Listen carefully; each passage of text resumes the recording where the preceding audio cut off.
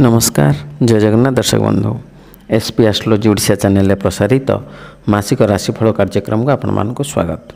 दर्शक बंधु आज आम आलोचना करवा जे जून 2025 रे केमिति रहिबो राशि चक्रर षष्ठ राशि कन्या राशि व्यक्तिविशेष मानक शुभाशुभ राशिफल विषय में विस्तृत भाव में आलोचना करवा प्रतिकार सहित किंतु ता पूर्व आपण मानक एक अनुरोध जदि आपण माने आम चैनल को प्रथम थर कर आसी था तो वीडियो को लाइक करूँ शेयर करूँ और चैनल को सब्सक्राइब कर पाखे बेल आइकन को प्रेस करूँ।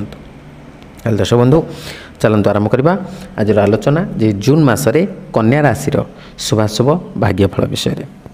दर्शक बंधु एक कन्या राशि जार अधिपति ग्रह होउछंती बुध। यार शुभ बार रविवार बुधवार शुक्रवार घातवार शनिवार।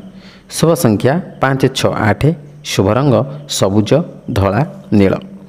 दर्शक बंधु जून मासरे कन्या राशि व्यक्तिविशेष मानक जो गुरुत्वपूर्ण ग्रह माने अछंती से गुरुत्वपूर्ण 4टी ग्रहंकर अवस्थिति विषय टिके नजर पकई नवा। बृहस्पति 10म स्थान रे, शनि 7म स्थान रे, राहु 6ठ स्थान रे एवं केतु द्वादश स्थान रे अधिष्ठान करुछंती। ए ग्रह मानकर अवस्थिति को नजर रखी आम यह विचार करि परिबा जे जून मासर मासिक राशिफल 2025 अनुसार कन्या राशि रे जन्म होइथिबा लोकंको एही मासरे मध्यम धरणर परिणाम मिलिबो। आपणकर राशिर स्वामी बुध महाराज मासर आरंभ रे भाग्य घरे रही आपणकर भाग्य वृद्धि कराइबे और आपणकर कार्य रे सफलता प्रदान करिवे। 6 तारिख रु आपणकर 10म घरे आसी आपणको कार्य क्षेत्र रे उत्तम सफलता प्रदान करिवे और चाकरी रे आपणकर स्थिति भल रहिबो। क्यारियर दृष्टि जदि एही मास रे कौन रहिबो तार फलाफल आलोचना करिबा तबे एही मास अनुकूल रहिबार संभावना अछि आपणकर क्यारियर क्षेत्र रे। 10म घरे संपूर्ण मास बृहस्पति विराजमान रहिबे जहाँ आपणकर प्रतिभा को और आपणकर अनुभव को बढ़ाइबे। आपण निजर कर्तव्य को बुझी चाकरी रे निजर सर्वस्व लगाइबा पई चेष्टा करिवे। जदि विद्यार्थी विषय रे कथा हेबा तबे एही मास आपणक पई उत्थान पतन रे भरी रहिबो। पंचम घर उपरे मासर आरंभ रे एकादश घरे बसी नीच राशिर अछंती मानव महाराज दृष्टि रखिबे जहा फल रे शिक्षा रे समस्या सामना करिबा पई पड़ी पारे। एही मास पारिवारिक जीवन अपायन हाराहारी भल रहिबार संभावना अछि। चतुर्थ घर स्वामी बृहस्पति महाराज संपूर्ण मास 10म घरे रही चतुर्थ घर को देखिबे जहाँ पारिवारिक संबंध रे प्रेम बढ़ाइबा कारण तांकर दृष्टि आपणकर द्वितीय घरे और चतुर्थ घरे रहिबो। जदि आपण कोनोसी प्रेम संबंध रे अछंती तेबे मासर आरंभ रे टिके समस्या रही पारे। पंचम घर उपरे मंगल महाराजंकर एकादश घरु दृष्टि प्रेम संबंध रे पाप सृष्टि करि पारे किंतु 7 तारिख रे मंगल महाराज द्वादश घर को चली जिबे तबे आपणकर संपर्क रे प्रेम बढ़िबो एवं आपणकर सांसारिक एवं शारीरिक एवं पारिवारिक क्षेत्र रे आपण निश्चित भाव रे दृढ़ता प्राप्त करिवे। जदि आपणकर आर्थिक स्थिति को देखिबा तबे मासर आरंभ रे मंगल महाराज एकादश घरे बसी आपणकर रोजगार बढ़ाइबे। द्वादश घरे उपस्थित केतु संपूर्ण मास आपणकर खर्च लगातार बढ़ाइबे।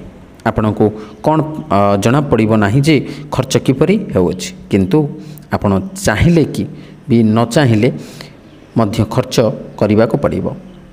एही मास स्वास्थ्य दृष्टि उत्थान पतन रे भरपूर रहिबार प्रबल संभावना अछि। एही संपूर्ण मास आपनको निजर स्वास्थ्य ध्यान रखिबा पई पड़िबो। जून मासर मासिक राशिफल 2025 अनुसार अष्टम घरे शुक्र महाराज पाखापाखि संपूर्ण मास रहिबे और स्वास्थ्य समस्या बढ़ाइबे। दर्शक बंधु जो गुरुत्वपूर्ण ग्रहक विषय आम आलोचना करुले से गुरुत्वपूर्ण ग्रह होउछन्ति बृहस्पति और शनि। बृहस्पति कथा जदि आम प्रथम आलोचना करबा तबे आपणकर राशि पई एई मासरे बृहस्पति 10म स्थान रे 10म स्थान साधारण भाव में आम कर्मर विचार करिथांती एवं बृहस्पति गोचरीय स्थिति अनुसार द्वितीय पंचम सप्तम नवम एवं एकादश स्थान रे शुभफल प्रदान करिथांती किंतु आपणक राशि पई 10म स्थान रे बृहस्पति रहिचंती तेणु निश्चित भाव में कोठी ना कोठी आपण शुभ फल प्राप्त न कले मध्य अशुभ फल मध्य अधिक मात्रा प्राप्त करें नहीं। ए बृहस्पति होउचंदी देवगुरु, तेणु एमाने बा ए बृहस्पति धन धान्यर कारक, विद्या बुद्धिर कारक, जस कीर्तिर कारक, आध्यात्मिकतावादीर कारक, समस्त प्रकार सत्कर्मर कारक होउचंदी बृहस्पति। तेणु जदि आपण ए समय कौन व्यवसाय बा वाणिज्य क्षेत्र में अच्छा तेबे ए समय आपण आशानुरूप आय बा लाभ प्राप्त करें नहीं।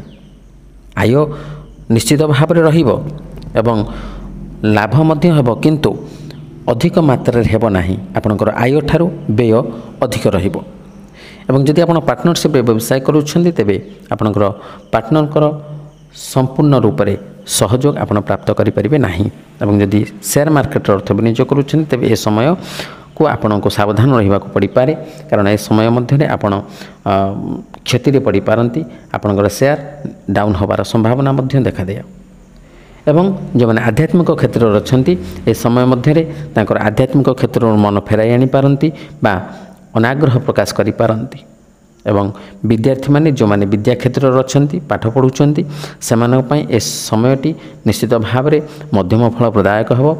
आपणकर अन्य क्षेत्र में मनोनिवेश करी पाठपढ़ा क्षेत्र सामान्य रूप से आपण अनाग्रह प्रकाश करि पारंती बा इच्छा शक्ति आपणकर कमी जाई पारे, किंतु निरंतर चेष्टा एवं प्रचेष्टा द्वारा आपण एथिरे सफलता प्राप्त करि परिबे।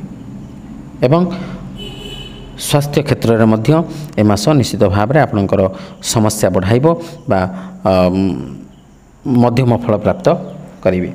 द्वितीय जदि आम शनि कथा आलोचना करवा तेज शनि होउचंदी सत्यर देवता, न्यायर देवता एवं कर्म कारक ग्रह। जदि आपण सत्मार्ग अच्छी, सत्कर्म करुछंती, सच्चिंता करुछंती, अन्यर उपकार चाहूँगी एवं आपणकर कर्म ठीक से करुछंती तेबे निश्चित भाव में शनि आपण को सहायता प्रदान करेंगे। जदि आपण कुपथगामी बा भ्रष्टाचार क्षेत्र में अच्छा तेबे निश्चित भाव में शनि द्वारा आपण अशुभ फल प्राप्त करेंगे। तब शनि गोचरीय स्थिति अनुसार तृतीय, षष्ठ, दशम और एकादश स्थान में शुभ फल प्रदान करती, किंतु आपण राशि शनि वर्तमान सप्तम स्थान में। तेणु सप्तम शनि निश्चित भाव में आपको अशुभ फल प्रदायक हेबे। विशेषकर जदि आप कर्मक्षेत्र में अच्छा तेबे से कर्मक्षेत्र में आपण विभिन्न प्रकार समस्या दे गति करि पारंती। आपण उच्चपदस्थ कर्मचारी ठारू आपण निष्पेषित बा निर्यातित होई पारंती बा विभिन्न प्रकार अपमानित मध्य होई पारंती। एवं जो माने नूतन भाव में कर्म प्राप्ति निमंते आवेदन करुछंती सेमानक पई मध्य ए समयटी निश्चित भाव में अशुभ समय होई पारे। जदि आपण निरंतर भाव में चेष्टा करुछंती बा प्रचेष्टा करुछंती तबे निश्चित भाव में शनि आपनको शुभ फल प्रदान करिवे। एवं ए समय मध्य आपण पत्नी जनित कष्ट मध्य अनुभव करि पारंती। तेणु दर्शक बंधु आम तो विस्तृत भाव में आलोचना कले शुभ और अशुभ फल विषय। जो अशुभ फल कथा आम आलोचना कले से अशुभ फल को परित्याग करी शुभ फल प्राप्त करने निमंते आम केत गुड़िया प्रतिकार विषय आलोचना करिपरिबा। ये प्रतिकार गुड़िक हूँ आपण प्रतिदिन त्रिपुरा सुंदरी को दर्शन करंतु बा सामान्य पूजा अर्चना करंतु एवं शिव को बा महादेव को आपण सोमवार दिन दर्शन करंतु बा आपण राशि और गोत्र अनुसार क्षीर लागी करंतु बा आपण प्रतिदिन दुर्गा चालीसा मध्य पाठ करें। और शनिंकर कोप दृष्टि रक्षा पाइबापी आपण प्रतिदिन स्नान पर हनुमान चालीसा पाठ करंतु बा सुंदराकांड पाठ करंतु बा मंगलवार शनिवार दिन हनुमान दर्शन करंतु।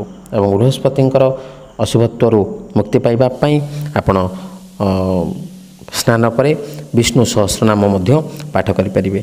एवं आपण रास्तार बुलुथुबा कुकुर को भोजन दे आपणकर ए अशुभ फल को मध्य परित्याग करें। तो दर्शक बंधु आशा करी भिडियोटी भल लगी जदि भल लगी तो भिडियोटी को लाइक करूँ, शेयर करूँ और आपंकर सुचिंतित मतामत देवाक जमा भूलुनी। आज मैं विदाय दिंतु। रही नमस्कार। जय जगन्नाथ।